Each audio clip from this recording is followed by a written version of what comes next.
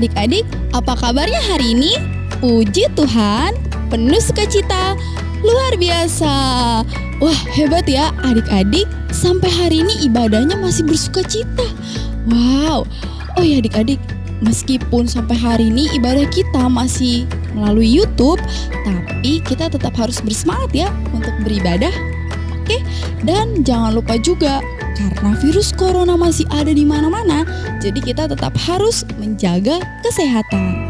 Nah, ibadah kita akan segera dimulai, namun sebelum itu kita berdoa dulu ya. Lipat tangannya, tutup matanya, tundukkan kepalanya.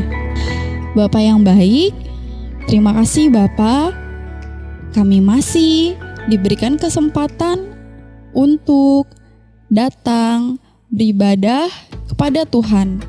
Ya Bapa, tolong kami, biar kami boleh fokus untuk beribadah.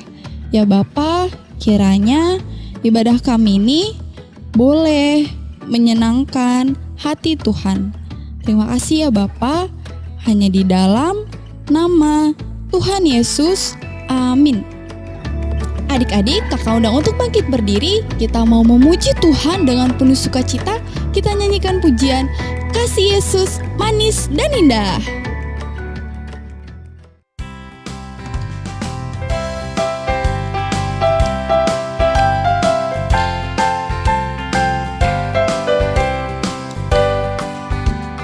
Kasih Yesus manis dan indah, kasih Yesus manis dan indah, kasih Yesus manis dan indah. Oh oh oh, sungguh indah, lebih tinggi dari angkasa, lebih dalam dari lautan, lebih luas dari samudra. Oh oh oh, sungguh indah. Sekali lagi.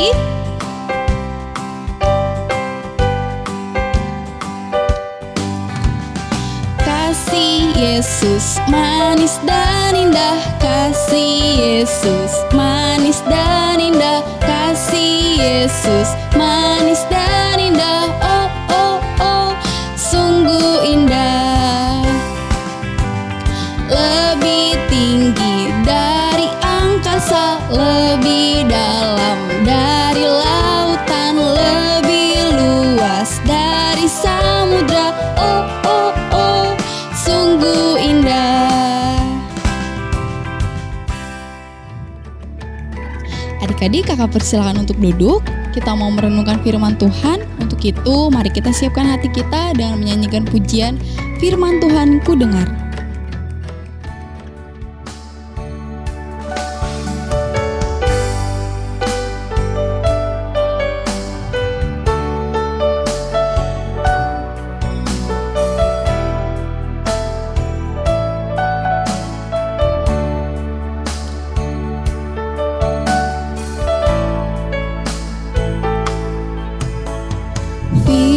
Firman Tuhan ku dengar, ku tanam di hatiku, ku ingin bertumbuh subur dan berbuah lebat. Yesus tolong padaku.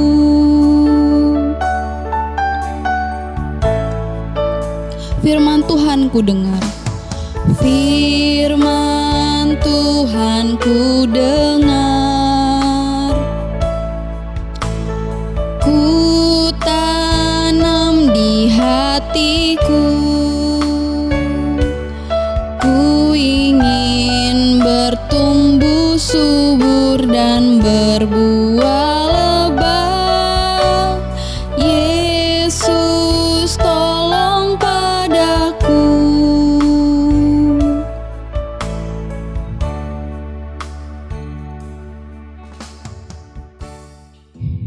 Mari kita berdoa. Bapa yang baik, terima kasih karena Bapa memberikan kami kesempatan untuk mendengarkan firman Tuhan. Mampukan kami untuk mengerti dan melakukan firman Tuhan dalam kehidupan kami. Hanya di dalam nama Tuhan Yesus kami berdoa dan mengucap syukur. Amin. Shalom adik-adik semua. Kakak harap kita semua dalam keadaan yang sehat dan tetap bersemangat untuk sekolah minggunya. Hari ini kakak yang bercerita. Namun sebelumnya kakak ingin tanya, siapa yang di sini biasa bantuin mama atau papahnya untuk melakukan hal-hal kecil di rumah? Mungkin beresin mainan, atau beresin tempat tidurnya, atau dengan makan sendiri, atau melakukan hal-hal lain. Mungkin udah ada yang nyapu untuk kakak-kakak yang besar, atau yang lainnya. Udah ada? Nah, hebat kalau udah ada yang biasa melakukan itu semua. Hari ini kita mau denger nih, ada seorang perempuan bernama Ruth. Dia bukan hanya menolong ibunya, tapi dia menolong orang lain. Siapa ya yang ia tolong? Yuk, pertama-tama kita baca dulu firman Tuhan kita yang terambil dari kitab Rut pasal 1 ayat ke-8. Rut pasal 1 ayat ke-8. Kita baca bersama-sama. Berkatalah Naomi kepada kedua menantunya itu, "Pergilah, pulanglah masing-masing ke rumah ibunya. Tuhan kiranya menunjukkan kasihnya kepadamu seperti yang kamu tunjukkan kepada orang-orang yang telah mati itu dan kepadaku. Amin." Nah, di dalam ayat yang kita baca tadi, kita mengenal satu ibu yang berbeda dengan yang tadi di awal ya. Kalau yang tadi kakak sebut namanya siapa? Ruth. Kalau ini namanya Naomi. Siapa ya Naomi?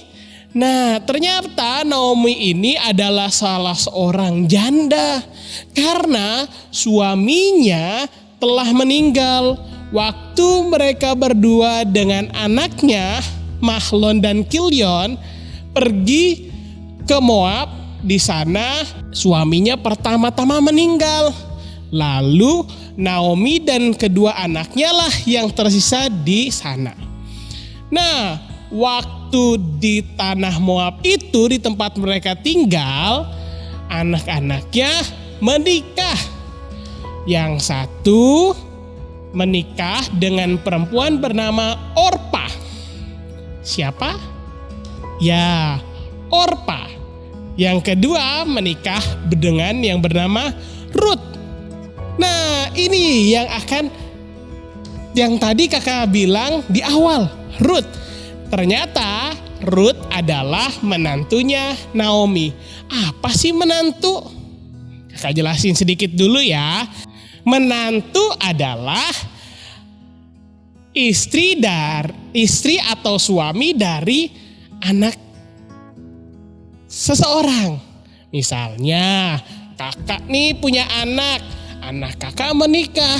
Nah, siapa yang dinikahin anaknya kakak? Itulah menantunya kakak. Demikian juga tadi, karena Naomi punya anak 2 dan mereka menikah dengan Orpa dan Ruth, sehingga Orpa dan Ruth disebut menantunya Naomi. Tapi sayangnya dalam pembacaan kita tadi mereka disuruh pulang. Kenapa ya? Ternyata adik-adik, anak-anaknya Naomi pun telah meninggal. Selain kehilangan suaminya, Naomi juga telah kehilangan kedua anaknya. Dia sudah tua, jadi dia udah seorang diri dan dia sudah menjadi janda. Dia pun tidak punya anak lagi. Yang ia miliki hanya 2 orang menantu. Tapi ia sadar kalau menantunya ini bukan anak kandungnya. Sehingga ia berkata tadi dalam pembacaannya, mereka diminta untuk udah gak apa-apa, pulang aja ke rumah ibu kalian masing-masing. Itu sebuah pesan yang sangat sedih bagi Naomi. Kenapa?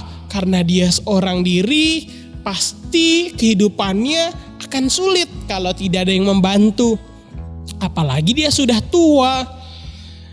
Tapi di hati Naomi, dia ingin Orpa dan Ruth mau dan dapat hidup dengan baik juga.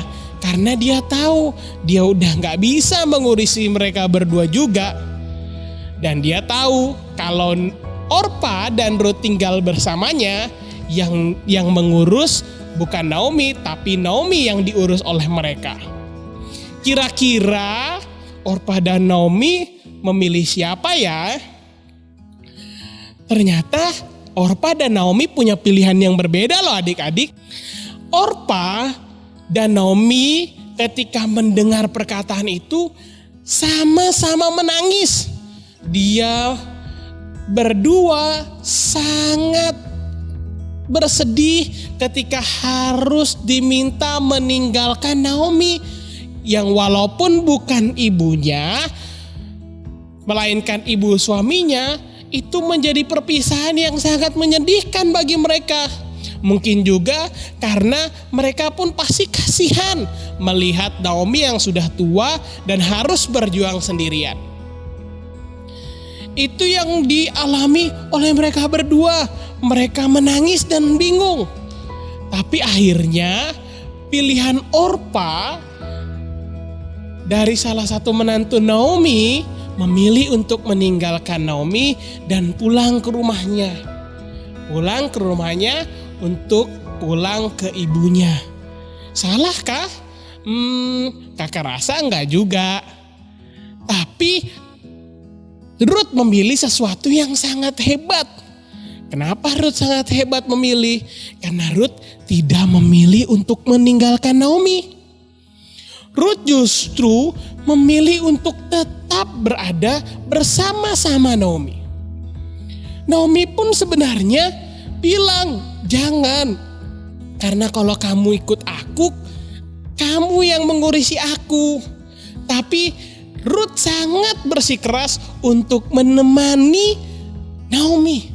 Bahkan Naomi sendiri orang yang susah. Sehingga untuk makan harus Ruth yang mencari di ladang milik orang lain. Tapi itulah keputusan yang diambil Ruth dan Orpa. Orpa pulang ke rumahnya sedangkan Ruth ingin menemani dan melayani serta menolong Naomi. Tahukah adik-adik dan teman-teman semua kenapa ini menjadi pilihan yang luar biasa keren? Karena dia mengasihi Naomi, Ruth menyayangi Naomi, Ruth mau menolong Naomi meskipun Naomi bukan orang tua kandungnya. Wah, hebat kan? Ini bukan orang tuanya, hanya orang tua dari suaminya dan suaminya pun udah meninggal. Ia bisa aja bilang, aku udah gak punya tanggung jawab untukmu, aku pulang ya. Tapi dia tidak berpikir demikian. Dia tetap mau bersama dengan Naomi dan merawat Naomi. Bahkan dia yang memberikan makan bagi mereka berdua. Dia yang cari makannya. Ini anak orang lain mau menjaga ibu orang lain. Coba kalau kita gimana? Tadi kan kakak tanya, siapa sih yang udah sering bantu mama papanya? Itu udah hebat. Tapi kita juga harus terus mau berusaha. Bagi kita mungkin yang belum membantu mama papa, mulai dari bantu hal-hal kecil. Gak usah yang besar-besar. Gak perlu cari uang. Dengan apa sih membantu mama papa? Dengan hal-hal yang kecil. Membereskan mainan misalnya, merapikan tempat tidur, mandi dan makan sendiri. Berusaha misalnya habis makan ditaruh di tempat cucian piring. Gak perlu harus nyuci juga kalau adik-adik yang masih kecil kan. Jadi hal-hal kecil seperti itu udah membantu loh untuk mama dan papa di rumah. Apalagi sekarang kita semuanya online dan lebih banyak waktu di rumah. Masa sih kita gak mau bantuin orang tua sendiri? Ruth aja dalam pembacaan kita mau loh bantuin Naomi. Luar biasa ya Naomi, dapat menantu yang luar biasa dari Tuhan. Pasti Naomi sangat senang. Demikian juga jika kita bisa membantu mama papa kita sendiri. Tuhan pasti juga senang dengan kita. Jadi mari yuk kita coba menolong mama papa di rumah dengan melakukan hal-hal kecil dan sederhana. Hal-hal yang mudah dilakukan untuk kita. Gak usah langsung yang berat-berat. Kan gak mungkin langsung disuruh cuci baju kan. Tapi mulai dari hal-hal kecil sampai kita bisa terus menolong orang tua kita. Masa Ruth mau membantu orang tua yang bukan orang tuanya, kita menolong orang tua sendiri aja gak mau. Ya kan? Jadi mari kita jadi anak-anak Tuhan yang mengasihi keluarga kita dan menolong anggota keluarga kita. Nah adik-adik, itu cerita kita hari ini. Untuk tugasnya kakak bagi ya, untuk yang belum sekolah tetap ayat hafalan yang terambil dari Galatia pasal 5 ayat ke-13. Layanilah seorang akan yang lain. Itu aja. Jadi kita harus melayani semua orang, membantu dan menolong mereka.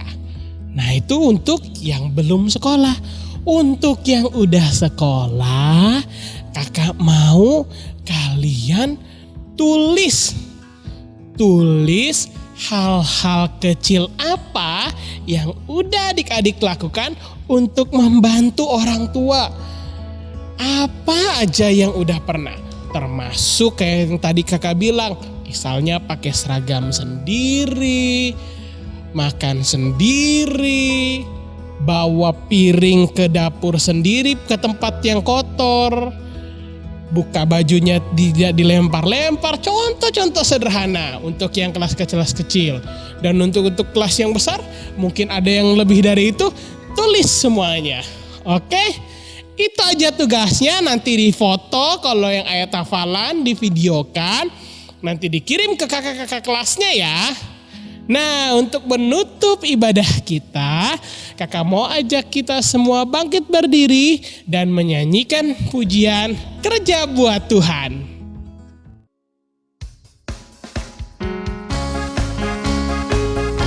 Mari adik-adik, kita akan pujian ini, Kerja Buat Tuhan.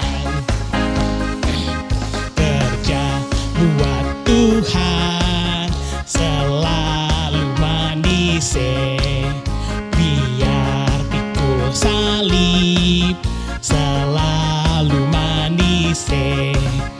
Ayo kerja buat Tuhan, sungguh senang-senang dipanggil Tuhan selalu manis. Serahkan diri ke ladang Tuhan saudara, serta Tuhan selalu manis. Kita akan mengakhiri ibadah kita. Mari kita berdoa. Bapa di surga, terima kasih kami telah belajar dari Ruth yang mau mengasihi, menolong, menemani Naomi. Sekalipun Naomi bukan orang tuanya. Ajar kami mengasihi keluarga kami. Hanya di dalam nama Tuhan Yesus kami berdoa. Amin. Shalom adik-adik, selamat hari Minggu.